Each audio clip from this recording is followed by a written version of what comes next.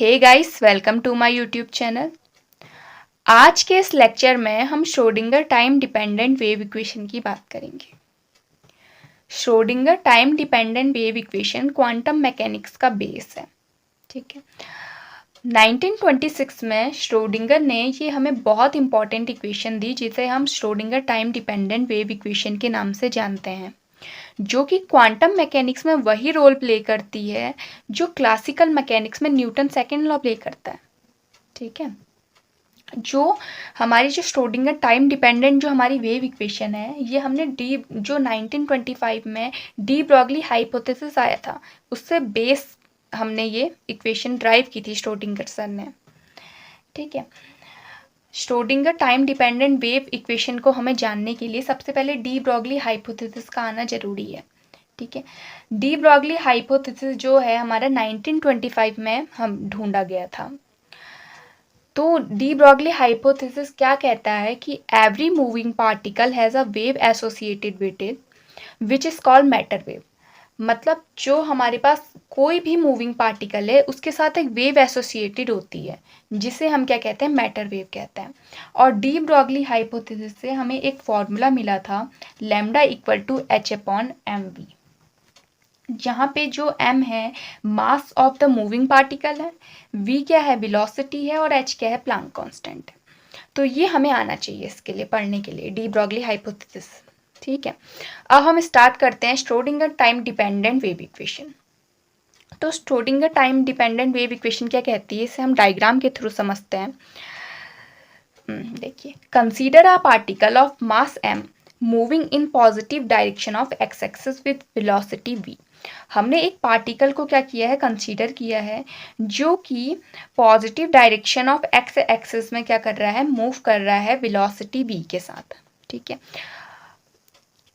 अब according to de Broglie hypothesis every moving particle have wave associated with it which is called matter wave whose wavelength is given by. ठीक है, हमने अभी देखा lambda equal to h upon m v. ठीक है, हम p equal to m v, ठीक है, p equal to m v, तो यहाँ पे हम क्या लिख देंगे, p लिख देंगे।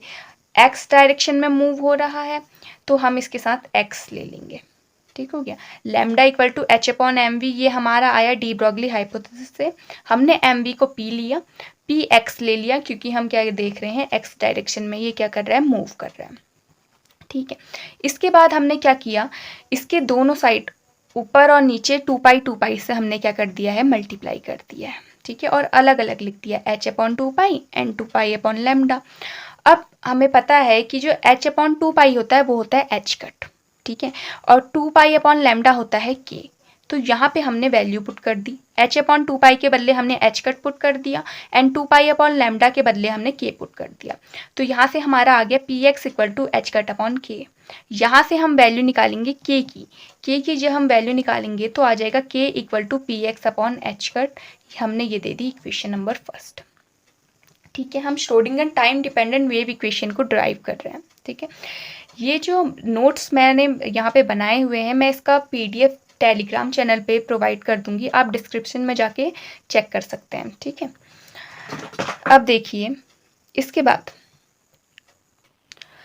अब यहाँ पे जो px है, ये जो हमारा px है ये क्या है, is a momentum of a particle along positive direction of x axis. ठीक है, p क्या है, मोमेंटम है पार्टिकल का जो कि क्या है, x एक्सिस डायरेक्शन में है। ठीक है, अब हम क्या करेंगे, according to quantum physics a wave consist of tiny packets of energy called photon. हमें पता है क्वांटम फिजिक्स से कि जो वेव होती है वो उसमें टाइनी पैकेट्स ऑफ क्या होती है, एनर्जी होती है जिसे हम फोटोन कहते हैं। The energy of each photon is given by, जो फोटोन की एनर्जी है वो कैसे हम दिखाते हैं, E equal to h nu. ठीक है, E equal to h nu से हम दिखाते हैं। तो अब हम क्या करेंगे कि एच न्यू जो है उसे ऊपर और नीचे 2 पाई से हम क्या कर देंगे, मल्टीप्लाई और डिवाइड कर देंगे। ठीक है, तो यहाँ से हमारा आ गया h अपॉन 2 पाई, हमें क्या बोलते हैं, h कट कहते हैं। तो h अपॉन 2 पाई हम के बदले हम h कट ले लेंगे और 2 पाई न्यू के बदले हम क्या कर लेते हैं, ओमेगा लेते हैं। तो h कट ओमेगा आ गया। तो यहाँ से हमारा क्या आ गया, E equal to h cut omega. यहाँ से हमें ओमेगा की वैल्यू निकालेंगे, omega equal to E upon h cut. ये हमारी क्या आ गई, इक्वेशन नंबर 2 आ गई है। ठीक है, अब आगे देखते हैं। हमने equation first and equation second निकाल ली है। अब इसके आगे हम क्या करेंगे, the wave associated with moving particle can be represent by a wave function psi x T S. ठीक है, हम इसे ऐसे रिप्रेजेंट कर सकते हैं। तो हमारा क्या आ जाएगा, ये आ जाएगा ई की power minus iota omega T minus के एक्स। जहाँ पे हमारा जो x है, साई एक्स टी से हम इसे डिनोट कर रहे थे, तो जो x है वो हमारा पोजीशन है को हमारा डिनोट कर रहा है, ओमेगा क्या है, एंगुलर फ्रिक्वेंसी है, और k क्या है, प्रोपोगेशन कांस्टेंट है। ये हमने क्या ले ली, इक्वेशन नंबर 3 ले ली। ठीक है, अब हम क्या करेंगे, ये हमारे क्या मूविंग पार्टिकल को हम ऐसे रिप्रेजेंट कर सकते हैं। ठीक है, तो हमने यहाँ पे इक्वेशन ली है क्योंकि हमें इसे सॉल्व करना है। ठीक है, अब क्या है, using equation first and equation second in equation third. ठीक है, इक्वेशन फर्स्ट और इक्वेशन सेकंड को हम इक्वेशन थर्ड में रखेंगे, इस वाली इक्वेशन में रखेंगे। तो हमारे इक्वेशन में यहाँ पे लिख लेती हूँ। तो हमारा k equal to p x upon h cut equation first है और omega equal to e upon h cut equation second है। हम ये दोनों इक्वेशन को उठा के इस थर्ड इक्वेशन में रखेंगे। तो साई एक्स टी तो ऐसे ही रहेगा, ए ई की पावर माइनस आयोटा ऐसे ही रहेगा। अब ओमेगा के बदले हम रख देंगे e upon h cut t as it is, minus के बदले हम रख देंगे इधर पे पी एक्स अपॉन एच और एक्स एज इट इज। ठीक हो गया। अब हम क्या करेंगे, साई एक्स टी एक फंक्शन है तो हम इसे साई लिख सकते हैं। तो ए यहाँ पे साई लिख लिया, ए ई, देखिए यहाँ पे क्या है, हमने क्या ले लिया, माइनस भी कॉमन ले लिया और एच कट भी कॉमन ले लिया। ठीक है, माइनस और एच कट दोनों कॉमन निकालेंगे तो आई अपॉन एच कट यहाँ पे बन जाएगा, ये पी एक्स हमने आगे ले लिया, P x x minus e T. तो ये क्या आ जाएगा, हमारी इक्वेशन नंबर 4 आ जाएगी इधर से। ठीक है, अब हम क्या करेंगे, इसके बाद ये थोड़ा लंबा डेरिवेशन है। ठीक है, इसके बाद हम क्या करते हैं, now total energy is of the particle is given by, जो टोटल एनर्जी होती है हमें पता है क्या होती है, kinetic energy plus potential energy. Kinetic energy related to the momentum by this relation. हमें पता है काइनेटिक एनर्जी क्या होती है, पी स्क्वायर अपॉन 2m होती है, जहाँ पे p क्या होता है, हमारा मोमेंटम होता है। तो काइनेटिक एनर्जी के बदले हम क्या लिख देंगे, P square x upon 2m, और पोटेंशियल एनर्जी क्या होती है, v होती है। तो टोटल एनर्जी के बदले हमने ये ले लिया इधर पे। ठीक है, अब हम क्या करेंगे, अब जो हमने ये जो हमने ऊपर टोटल एनर्जी निकाली है, इसके बोथ साइड हम क्या कर देंगे, साई से मल्टीप्लाई कर देंगे। तो यहाँ पे आ जाएगा ई साई और यहाँ पे क्या आ जाएगा, वी साई, और यहाँ पे भी P square x psi upon 2m। ये हमारी इक्वेशन नंबर 5 आ गई है। अब हम क्या करेंगे, जो हमारी इक्वेशन नंबर 4 आई थी ऊपर, ये जो हमारी इक्वेशन नंबर 4 आई है, इसका हम क्या करेंगे, इसको डिफ्रेंशिएशन करेंगे इसका। ठीक है, इसका जब हम डिफ्रेंशिएशन करेंगे तो क्या होगा, देखिए इसका जब हम डिफ्रेंशिएशन करेंगे तो साई का डिफ्रेंशिएशन कितना हो जाएगा, यहाँ पे एक मिनट, ये हमारी इक्वेशन नंबर 4 है। ठीक है, हमें इसका क्या करना है, डिफ्रेंशिएशन करना है विथ रिस्पेक्ट टू टी। ठीक है, तो क्या हो जाएगा, साई का differentiation del psi upon del t equal to इसका डिफ्रेंशिएशन ए ई की power minus iota h cut p x x minus e t. ठीक है, फिर हम दोबारा इसका वो करेंगे तो इसका कितना हो जाएगा, आई अपॉन एच कट, और इसका कितना हो जाएगा, माइनस ई हो जाएगा, क्योंकि माइनस ई टी का जो डेरिवेटिव होता है वो क्या होता है, माइनस ई आता है। तो इधर पे हमारा ये आ गया। अब हम देख रहे हैं कि ये जो पूरा हमारा है ए ई की पावर, ये इसे हम रिप्रेजेंटेड बाई साई। ठीक है, इसे हम किससे रिप्रेजेंट कर रहे थे, साई से रिप्रेजेंट कर रहे थे। ये देखिए, इससे हम साई से रिप्रेजेंट कर रहे हैं इक्वेशन 4 में। तो इसके बदले हम क्या लिख देंगे, साई लिख देंगे और बाकी सब एज इट इज उतर जाएगा। तो इसके बदले हमने यहाँ पे शाई लिख दिया है और बाकी सब एज इट इज उतर के हम ऊपर और नीचे आयोटा से मल्टीप्लाई और डिवाइड कर देंगे। जब हम आयोटा से मल्टीप्लाई और डिवाइड करेंगे तो ये कितना बन जाएगा, आई स्क्वायर की वैल्यू होती है -1 आ जाती है। तो यहाँ से हमारा आ जाएगा आयोटा एच कट। ठीक है, यहाँ पे -1 आ गया, आयोटा एच कट को हम उस साइड ले जाके iota h cut del psi upon del t equal to psi e, यहाँ से हमारी इक्वेशन नंबर 6 निकल जाएगी। ठीक है, फिर इसके बाद हम differentiating equation 4 with respect to x करेंगे। इससे पहले हमने टी के रिस्पेक्ट में डिफ्रेंशिएशन किया था, अब हम एक्स के रिस्पेक्ट में करेंगे। तो हमारी इक्वेशन नंबर 4 ये रही। हम इसका जब डिफ्रेंशिएशन करेंगे कितना हो जाएगा, d psi upon d x equal to A e की पावर आयोटा, ये पूरा। फिर उसके बाद इसका कितना हो जाएगा, आई अपॉन एच कट, और इसका कितना आ जाएगा, पी एक्स आ जाएगा। ओके, तो यहाँ से हमें पता है कि ये पूरा कितना है, ये पूरा है शाई। तो इसके बदले हम शाई रख देंगे, बाकी सब एज इट इज उतर जाएगा। ये हमारी 7th इक्वेशन आ जाएगी। ठीक है, अब हम 7th इक्वेशन का फिर से हम क्या करेंगे, डिफ्रेंशिएशन करेंगे with respect to x. Okay, इसका फिर से डबल डिफ्रेंशिएशन करेंगे तो del x psi upon del x square equal to ये पूरा एज इट इज रिजल्ट जाएगा। पी एक्स तो साई का कितना हो जाएगा, del psi upon del x. ये हमारी इक्वेशन नंबर 8 आ गई है। अब हम क्या करेंगे, जो हमारी 7th इक्वेशन आई थी उसको हम 8 में यूज़ करेंगे, यूजिंग इक्वेशन 7 इन 8th। ठीक है, मतलब हमारा क्या है, del psi upon del x की वैल्यू हम इधर पे पुट कर देंगे। तो यहाँ पे देखिए तो हमारा कितना आ जाएगा, del square psi del x square, यहाँ पे हमने वैल्यू पुट कर दी है इक्वेशन नंबर 7 से उठा के।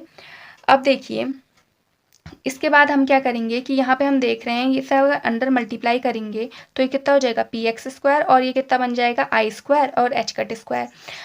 अब आई स्क्वायर की वैल्यू होती है -1, यहाँ पे -1 पुट कर देंगे, बाकी सब एज इट इज रह जाएगा। अब इसके बाद हमने क्या किया कि हमने इसे एडजस्ट, मतलब ये वाले हमने उस साइड को भेज दिया है और ये हमारा ये इक्वेशन हमारी आ गई है। ठीक है, यहाँ से हमारी इक्वेशन 9 आ गई। फिर using equation 6 and 9 in equation 5th। ठीक है, तो यूजिंग 6 एंड 9 इन इक्वेशन हम क्या करेंगे, 5th में हम वैल्यू पुट कर देंगे तो हमारा कितना आ जाएगा, वहाँ से ये आ जाएगा। ठीक है, खाली वैल्यू पुट करना है, कुछ नहीं करना है उसमें। तो ये हमारी इक्वेशन नंबर 6 है और ये हमारी इक्वेशन नंबर 5 है।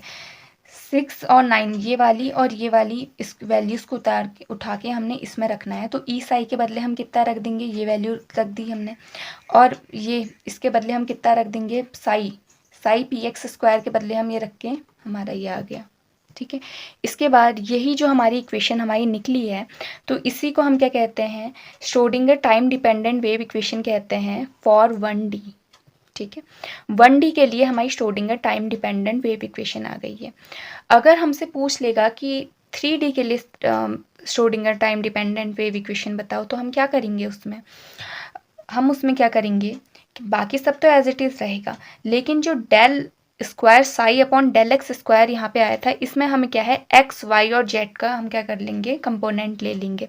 तो इसके बदले अगर हम देखिए एक्स वाई एंड जेड के हमने कंपोनेंट ले लिए, फिर उसके बाद हम क्या करेंगे कि इस पूरे में से हम साई कॉमन ले लेंगे, बाहर हमने साई कॉमन निकाल लिया।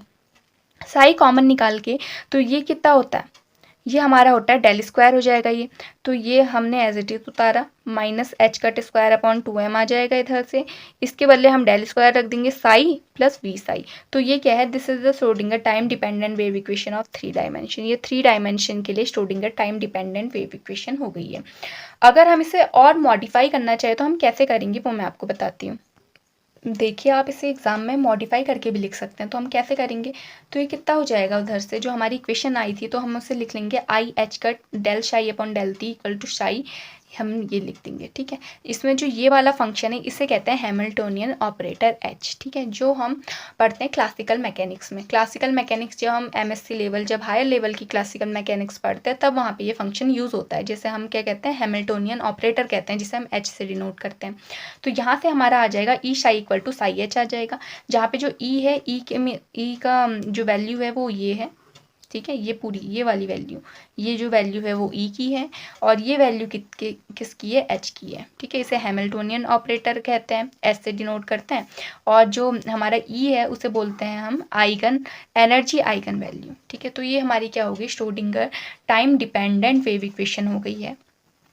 ठीक हो गया, 1D एंड 3D हमने दोनों इसी में वीडियो में कंप्लीट कर लिए हैं। ठीक है, अगर आपको इसके नोट्स का लिंक चाहिए तो टेलीग्राम ग्रुप में मैं डाल दूँगी, आप डिस्क्रिप्शन बॉक्स में जाके चेक कर सकते हैं। और I hope you like my videos. If you like my videos please like share and subscribe. अगले वीडियो में हम time independent Schrodinger wave equation की बात करेंगे। Thank you.